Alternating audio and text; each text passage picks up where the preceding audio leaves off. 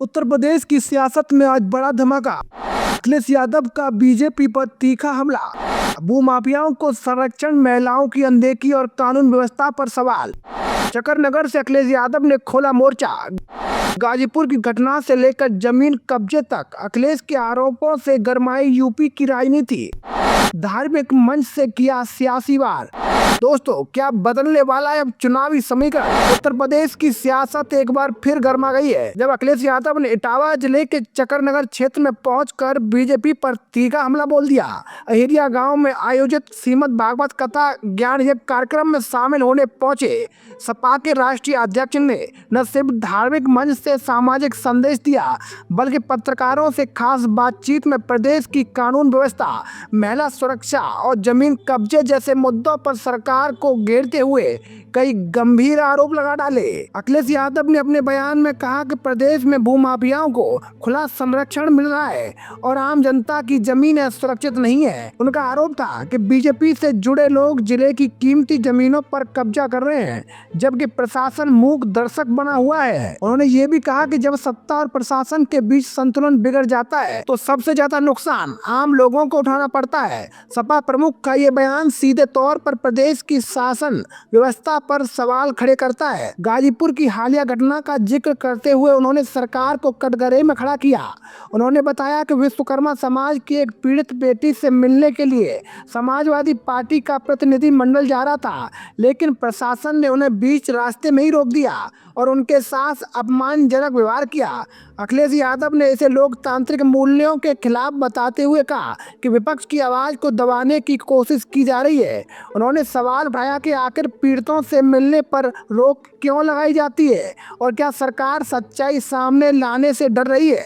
उन्होंने आरोप लगाया कि एक तरफ विपक्षी नेताओं को रोका जाता है तो वहीं दूसरी तरफ कुछ मामलों में भाजपा से जुड़े लोगों पर कार्रवाई नहीं होती। उन्होंने उदाहरण देते हुए कहा कि जहां पुलिस पर पत्थरबाजी की घटनाएं सामने आई, वहां भी आरोपियों के खिलाफ सख्त कदम नहीं उठाए गए।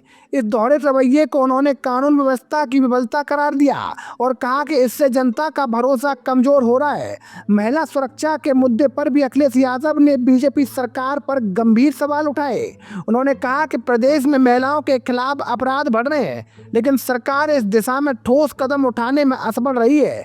उन्होंने भाजपा को महिला विरोधी बताते हुए कहा कि महिलाओं की शिक्षा, स्वास्थ्य, सुरक्षा के क्षेत्र में कोई सुधार नहीं हुआ है। उनका कहना था, अगर समाज को आगे बढ़ाना है तो महिलाओं को सुरक्षित और सशक्त बनाना सबसे जरूरी है, लेकिन मौजूदा हालात इसके उलट नजर आते हैं। हालांकि अपने भाषण में उन्होंने धार्मिक कार्यक्रम की सराहना भी की और कहा कि ऐसे आयोजन समाज में सकारात्मक ऊर्जा और नैतिक मूल्यों को मजबूत करते हैं। उन्होंने कहा कि धर्म हमें न्याय, सत्य और खुशहाली का रास्ता दिखाता है और समाज को जोड़ने का काम करता है। उनके इस बयान से ये संदेश देने की कोशिश भी दिखी कि राजनीति और समाज के बीच संतुलन बनाए रखना बेहद जरूरी है।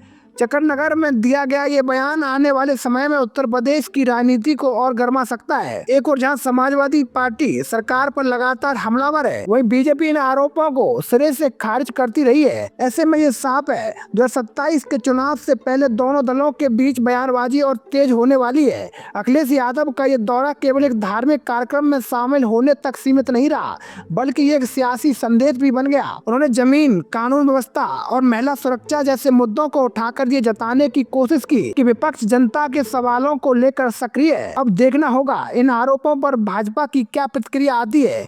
क्या ये मुद्दे आने वाले चुनावों में बड़ा राजनीतिक रूप लेते हैं? कुल मिलाकर चकरनगर का ये घटनाक्रम उत्तर प्रदेश की सियासत में एक नई बहस को जन्म देता है, जहां सवाल सिर्फ आरोप प्रत्यारोप का नहीं, बल्कि जनता के भरोसे का, सुरक्षा और अधिकारों का भी है। तो दोस्तों, मैं था आपका अपना मुकेश उपाध्याय। अगर आपको हमारी जानकारी अच्छी लगी हो तो कमेंट बॉक्स में जरूर बताइएगा। जय हिंद, जय भारत।